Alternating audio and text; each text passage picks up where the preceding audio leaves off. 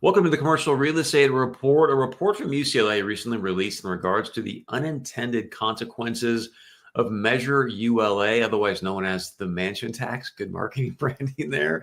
The co-author of that study is joining us today. Is also an adjunct professor of real estate development at USC, plus the co-owner of a business called Amped Kitchens, Mott Smith. Mott, welcome to the show. It's great to have you. Great to be here, Chris. Let's jump right in. So I'd like you to share with us, I'm presuming most people understand what the ULA is. So based on your study, what's the single most important thing you think our audience should know from that study? The most important thing is that this is not really primarily a mansion tax. It was sold to voters as a way of generating money to support low-income renters, a very worthy cause, by taxing very high-end sales of single-family residential property, which would affect a tiny share of the population, and a share of the population that a lot of people don't have a ton of sympathy for. So it's kind of seemed like a magic combination. And it was a 29-page law that was boiled down to 3 bullet points and a marketing slogan, and was sold very effectively on that basis. And the reality is that it's not just affecting high net worth individuals. It is a tax on multifamily housing. It's a tax on sound stages. It's a tax on vacant office buildings that we're trying to reposition. And it's underperformed as a revenue generator. It's raised a good amount of money, but it's less than half per year what was sold to voters. And it's been hard to spend that money, which is something we can talk about a little bit later. But most importantly, it has had an absolutely devastating effect on an already teetering market for new development in Los Angeles. LA has for years not been seen as a great place to build if you're building apartments or commercial or industrial projects. And I would say that Measure ULA has been the final nail in that coffin, and it is the final thing that has driven a lot of capital flight from the city at a time where we need investment instead.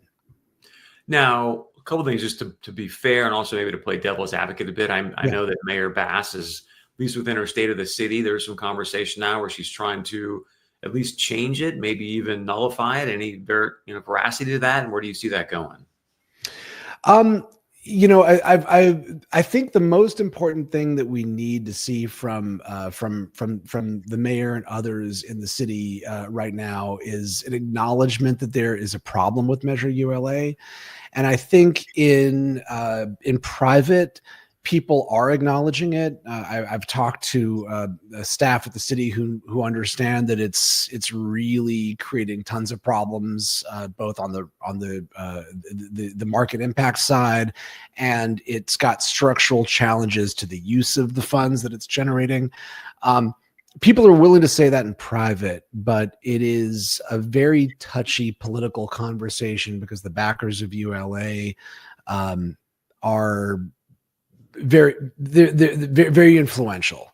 And so people, or I should say, one, they're influential, and two, they're sort of conflating efforts like ours to reform Measure ULA and help it work with efforts to fully repeal the measure and kind of eviscerate the program. And there are plenty of people out there who want to do the latter.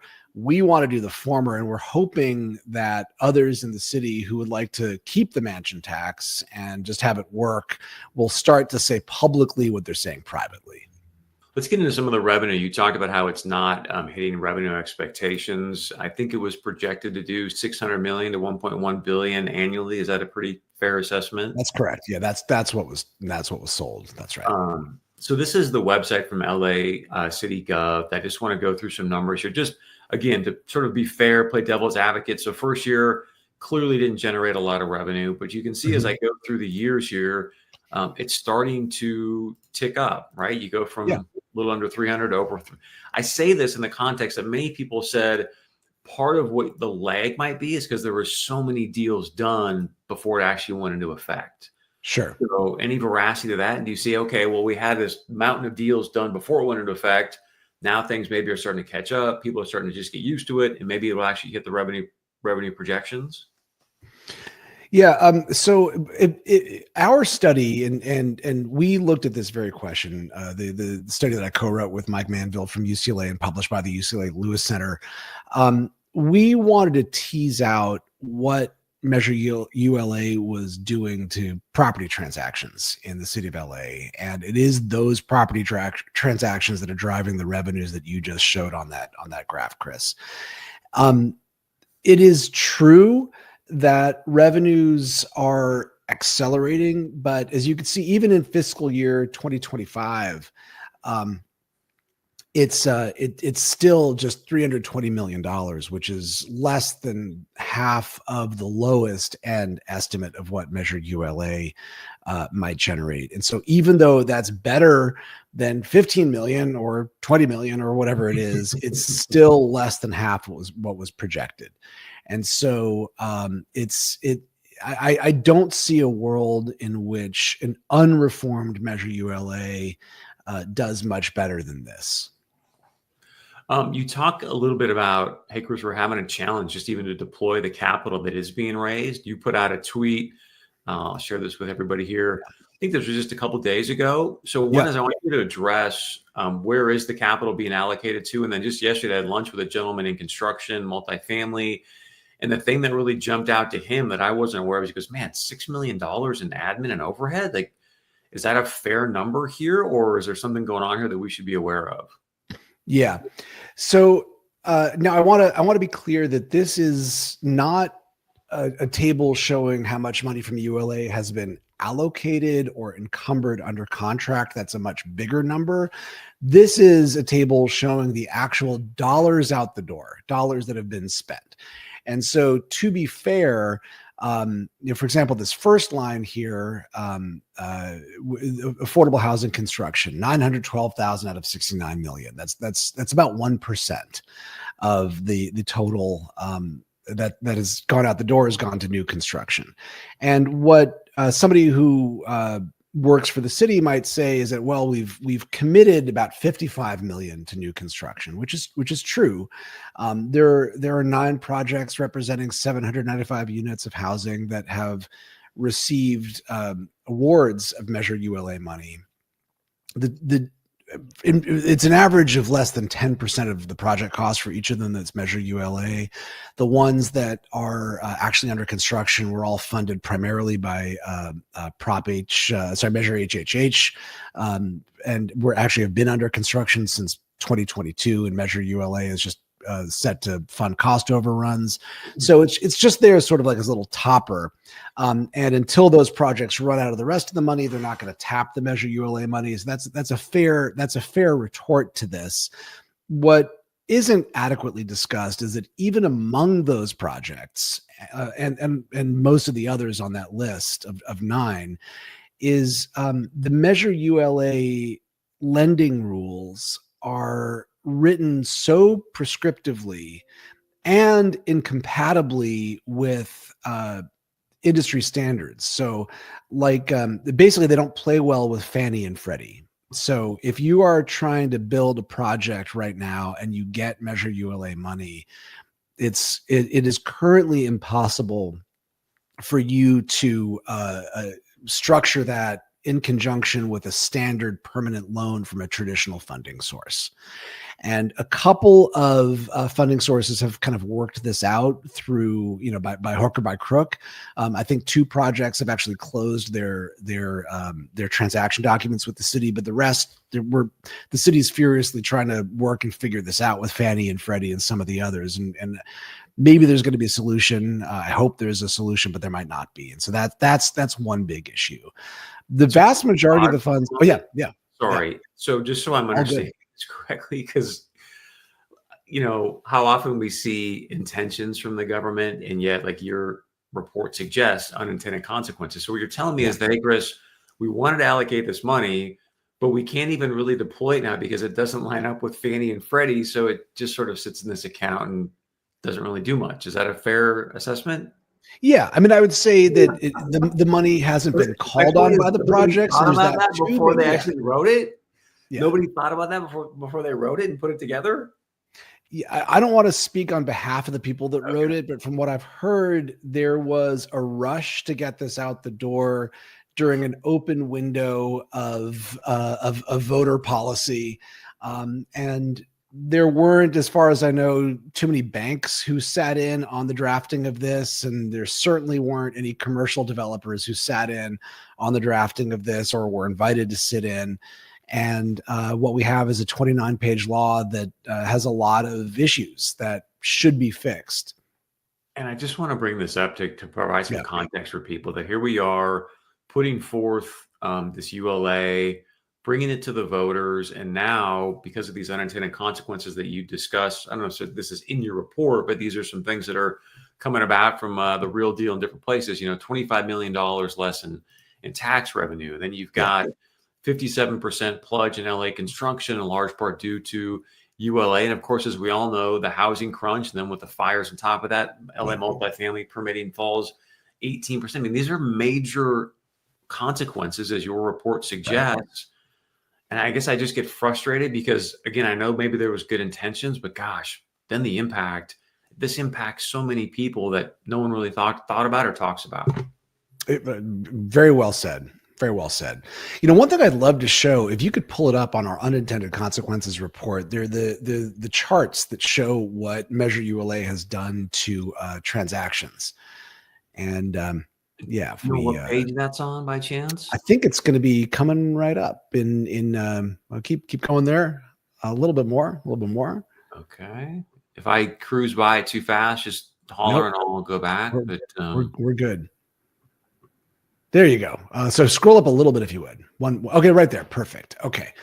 So what we're looking at here, especially those top two charts, this is basic. This is the fundamental thing that our study did. When Measure ULA came out, there were a lot of people saying, "Guys, it's gonna really mess up the real estate market." And then other people were saying, "Don't worry, the real estate market's going to adjust to it like it adjusts to everything else."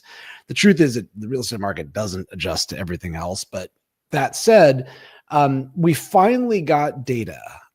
Commonwealth Land and Title Insurance Company kindly provided us with every transaction in Los Angeles from the year 2020 through the end of 2024. And this enabled us to do what's known as a difference in difference regression analysis. And one of the other things you'll hear is that real estate transactions have fallen everywhere since 2020 or 2021, and that is true. But the question we wanted to tease out, the answer we wanted to tease out, is how much of that was because of Measure ULA versus all the other macroeconomic factors like interest rates and construction costs, et cetera. So that's exactly what our data show. So if you look at that top left graph, that is the volume of real estate transactions below the threshold where Measure ULA kicks in. Measure ULA kicks into properties that are $5 million and up. And that number changes with the consumer price index annually, but let's just call it $5 million for the sake of conversation. And so what you'll see is that over time, starting from 2020, transaction volume went up, peaked somewhere in 2021 and fell back down, and then bumped along. And what's interesting is if you were to graph an index of interest rates, you would see that it is the exact inverse of that chart that we're looking at on the left. So what we're seeing is this is how the market responds to changes in interest rates. And the left axis there, which is sort of that teal color, that's the transaction volume inside the city of Los Angeles. The right axis and the black line, that is the transaction volume outside the city, but still in the county. And so what this graph shows us is, one, the market responds to interest rates. Okay, we knew that. It also shows us that the city and the county are basically the same market. They follow exactly the same pattern. And so when we when we use regression, again, this difference in difference regression analysis to assess how much of the change in the city of Los Angeles is due to measure ULA, you can see visually what that looks like by looking at the right-hand chart. So still the left side is city of Los Angeles, the teal line. The right side is county of LA with the black line. And if you just sort of like squint, you can see that the black line on the left and the black line on the right are very much the same shape. So that's transaction on the left, it's transactions below the ULA threshold of 5 million. On the right, it's transactions above 5 million. But you can see that the LA city curve diverges wildly. So measure ULA passes in Q3 of 2022, and you could see that there's a spike in transactions in Los Angeles. That's everybody going, oh boy, we better get our properties out the door. So that's what happened. And then it drops. And so we wanted to figure out, again, statistically, what is the amount of the drop in Los Angeles that's attributable specifically to measure ULA as opposed to everything else. And we excluded that peak before, and we excluded the valley after, because we felt that those were probably anomalous time periods, and we wanted to look at what the persistent change was. And the most conservative estimates we have show 30 to 50% of the drop in volume in Los Angeles, 30 to 50 percentage points are attributable to measure ULA. And that's specifically above $5 million. We've got charts further down, which, I could just describe quickly for multifamily, for commercial, for single family, and the pattern repeats itself. The data are a little noisier just because there aren't as many transactions in those specific categories, but it's basically all the same. One thing that's interesting is there is, we believe, and this is not something we covered in our report, but it's something I can comment on, that what we're seeing to a certain extent is the difference between consumer real estate and investor real estate. And, consumer real estate being single family homes, like the people do buy them as investments, but people buy them largely to live in. I think there's a greater likelihood that those will recover substantially to some extent. Whereas the investor real estate, apartment buildings, commercial structures, industrial buildings are unlikely to recover in the current environment just because measure ULA absolutely tanks the returns of them. And I want to say one more thing. I know your audience is sophisticated and they probably get this, but I just want to say it for all the normies out there that, measure ULA taxes properties above 5 million at 5.5%. It's a sales tax of 5.5%. And people might say, well, 5.5%. I mean, sure, it's not small, but it's not very big. That what people don't realize is that 5.5% can be half of the profit of a new development project. And if I've got $50 million to invest, or I've got $10 million to invest, am I going to do it in a city that's going to take half my profits, or am I going to do it somewhere that's a little bit more friendly to development and I get to keep most of my money because I'm already paying taxes, I'm already paying capital gains, I'm already paying all these other things? And so if people are wondering why there's been capital flight from Los Angeles, this is it. It's great to see the numbers. I think it's also really, like, I come from a sales background where facts tell and stories sell. If you don't mind, I'd love to hear just some anecdotes and some stories that you're hearing from, whether it be investors, brokers, just sure things that jump out to you think would be important for people to know.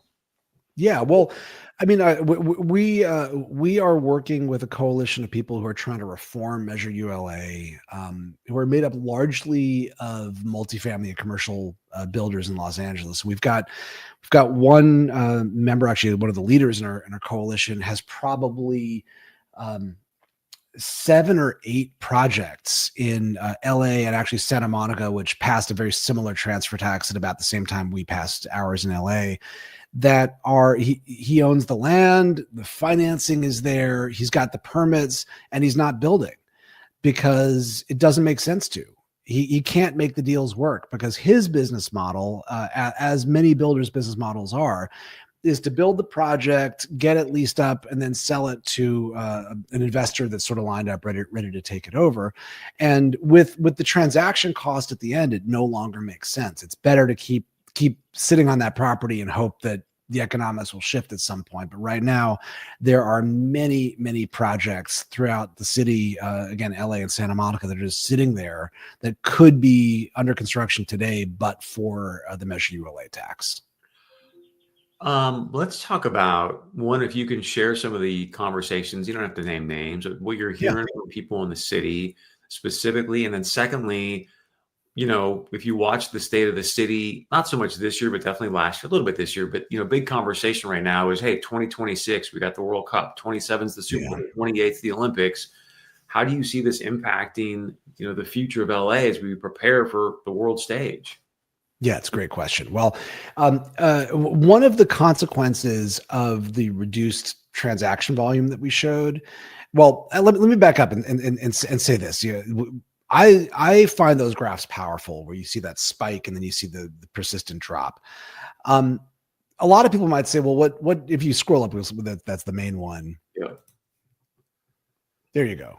Actually, yeah, right there, that one on top. A lot of people might say, well, okay, fine. So some real estate agents aren't going to make their commissions. What's the big deal? And the big deal of this is that every new development, almost every new development, starts with one of those acquisitions on that teal line on the right.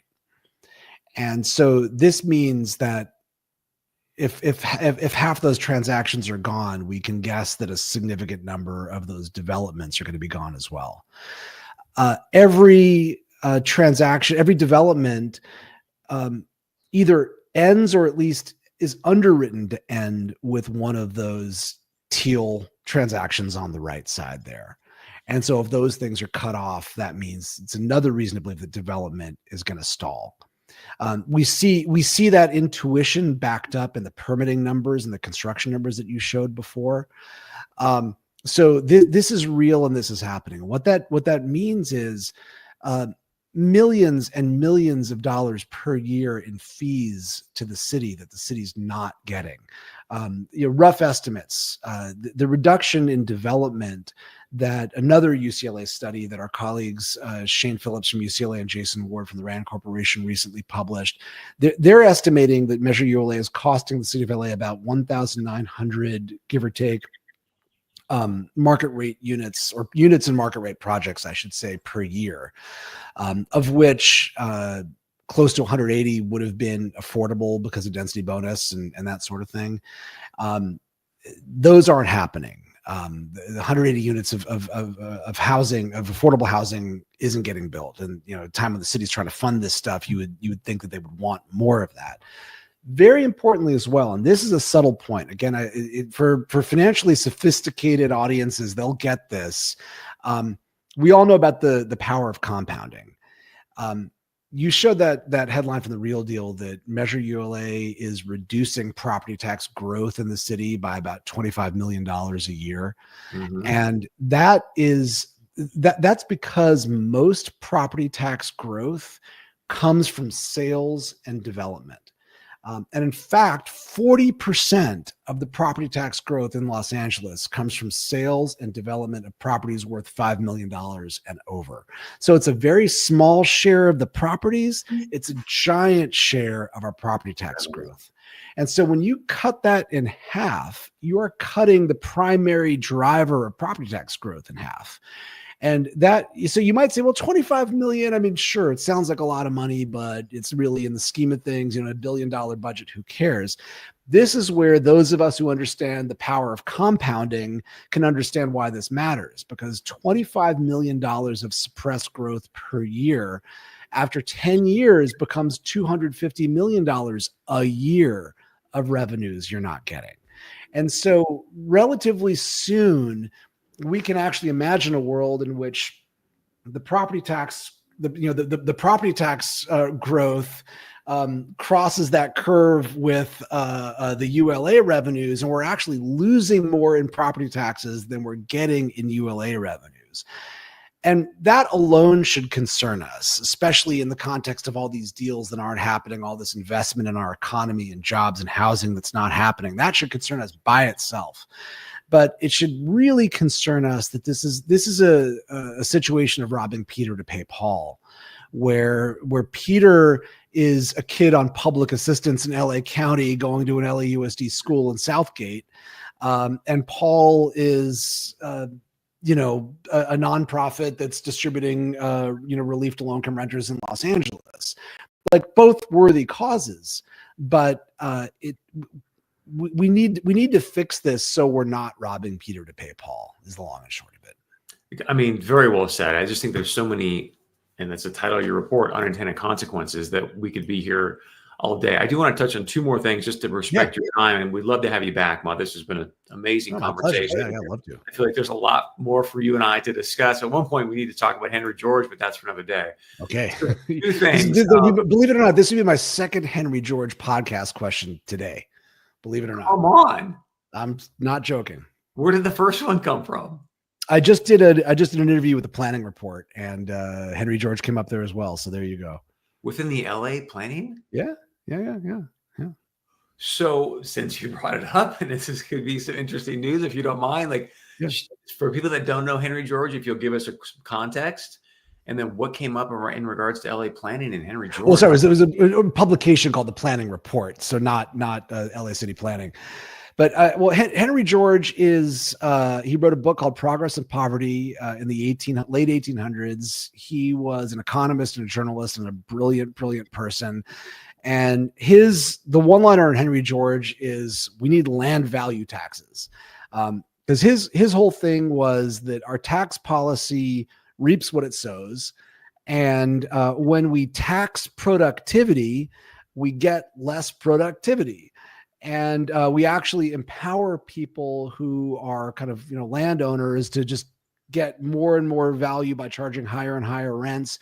And we suppress productivity and we enrich the incumbents, and that's not good for progress. And if we want progress, we should actually tax people who don't use their stuff, who don't deploy their capital to the benefit of everybody.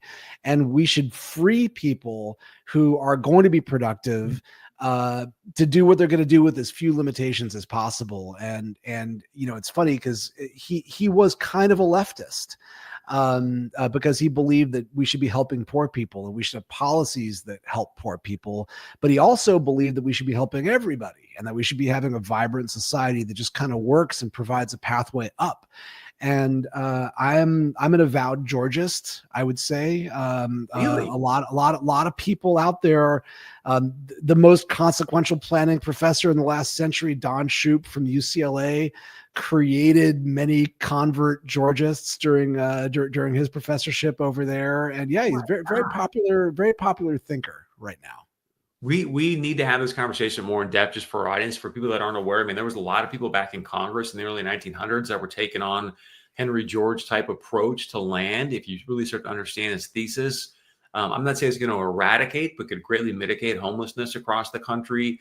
I talked about with ULA at one point. I tweeted out, Mott, I said, hey, anytime you want less of something, tax it, right? Exactly. So you just talked about it. Now we're taxing productivity.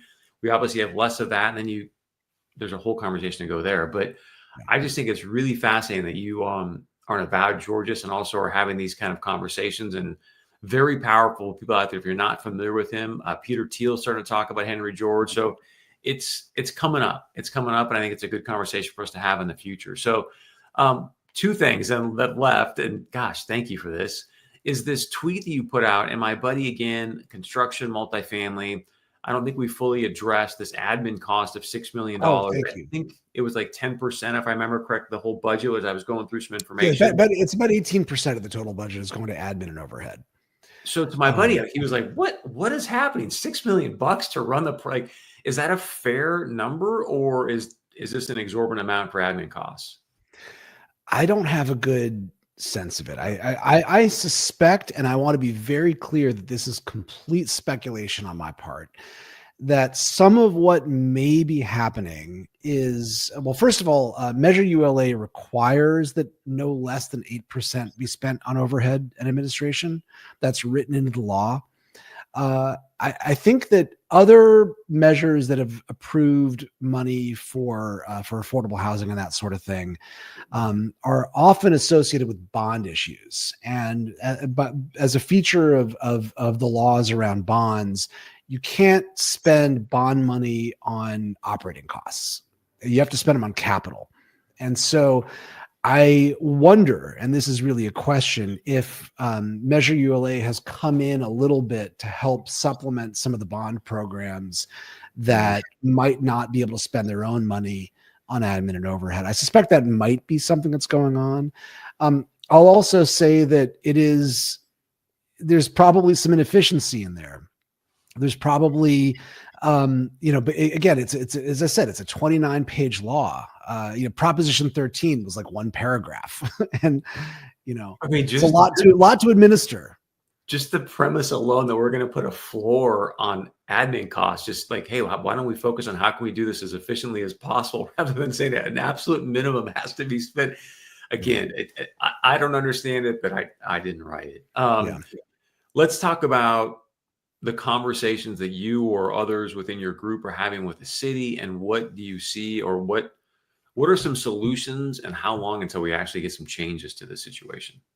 Yeah. Again, people are saying privately, there's very little disagreement about this in the private conversations in the city. And so the trick right now is getting people to feel safe enough to make these, actually safe enough or frankly, brave enough, courageous enough to say these things publicly. Because it's not until we are able to talk about this openly that we're actually going to get the change we need to see. And people shouldn't be afraid. To speak to that, so let's talk about some suggestions. Should the real estate community come together and build a coalition and start showing up at city council meetings, emailing city council people, the mayor? Like, what are some of your ideas here to help them understand the voices across the community that say, hey, this isn't working? Yeah, 100%. Well, so Assemblymember Buffy Wicks, who's from Northern California, from Alameda County, she's got, I think, 4 or 5 jurisdictions in her district that have transfer taxes now. San Francisco has also a very steep transfer tax. And she is fundamentally a housing advocate, and she wants to see the state solve its housing crisis. And she understands, from what I can see, that that's not going to happen when more and more places start adopting these deal killing and market killing transfer taxes. And so she's got a bill on the floor right now called AB 698, AB 698. And it requires a study before a transfer tax is approved, which is the most common sense thing you could imagine. Because, the Measure ULA, it looks like it was studied, but it really wasn't. The first rough draft was given to voters, and we said yes because we liked the slogan. And that can't happen again.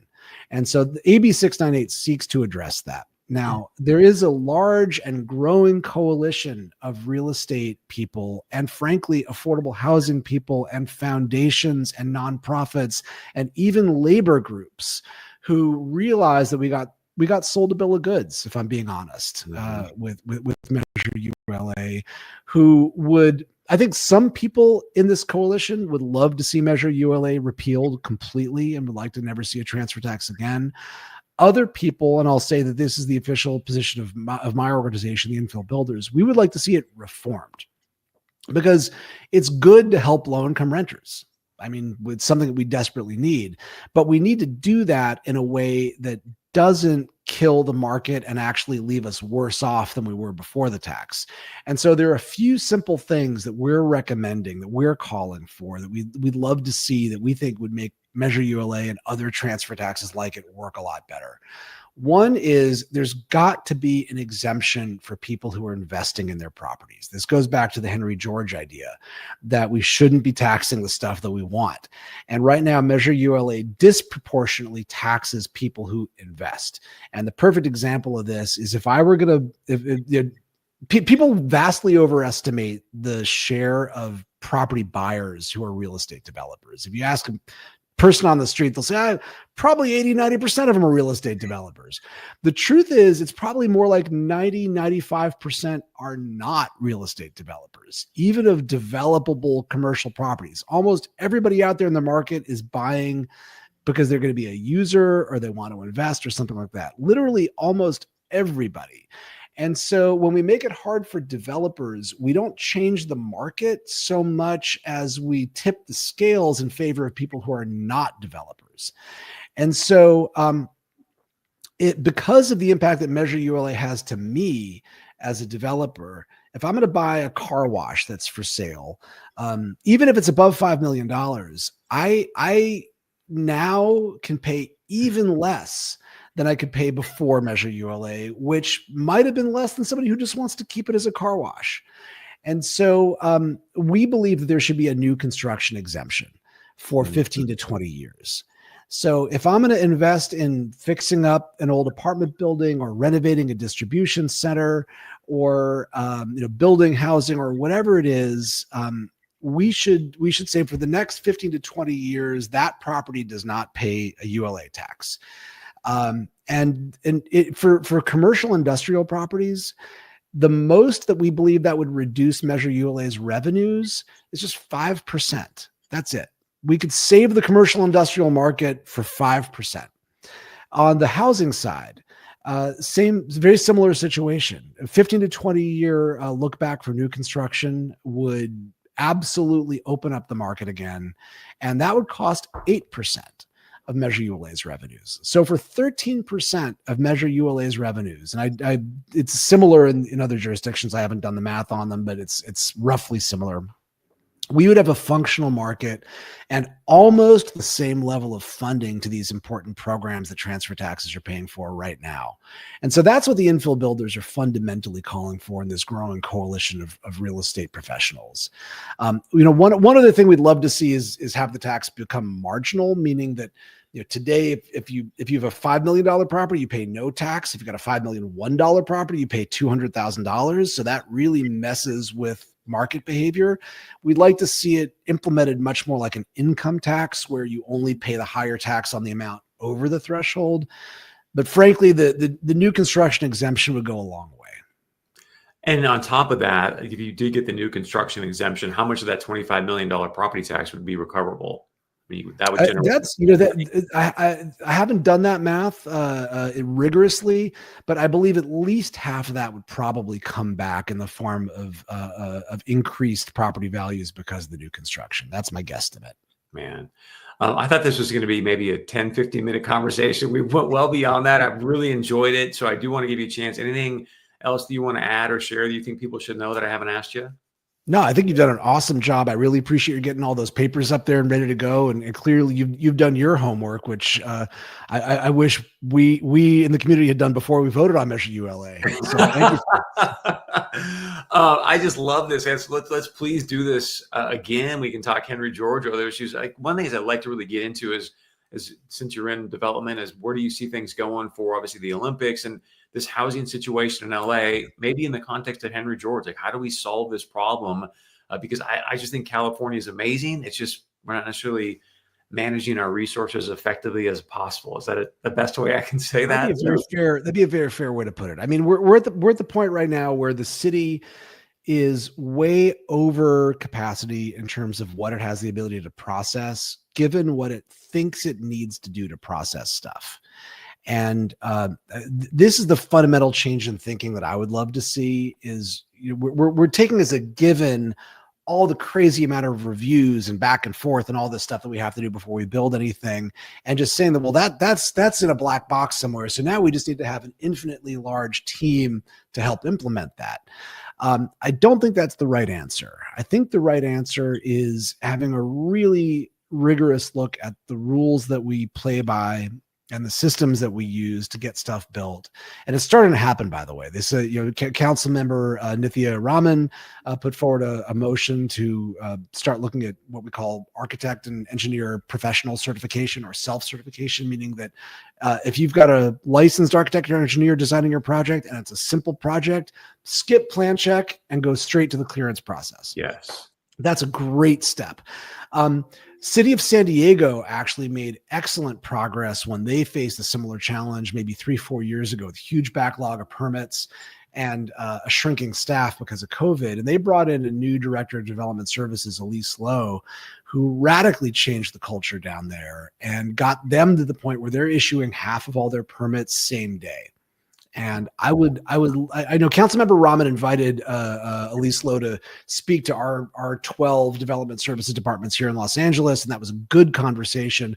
I would love to see our mayor step up and say, we don't need to reinvent the wheel. Let's just look at successful cities and take the best of them and have version 2.0 here in LA. Let's do that.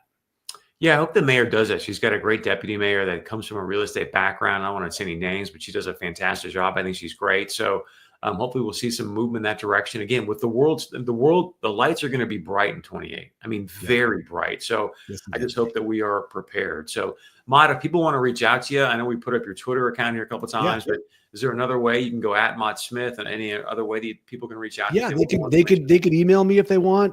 Just Mott, MOTT at Amped Kitchens, AMPED Kitchens with an S at the end.com. Awesome. Really appreciate it. Again, Mott Smith. Check him out. Great information here. Check out his study. This is the Commercial Real Estate Report. Please share this with your colleagues and friends.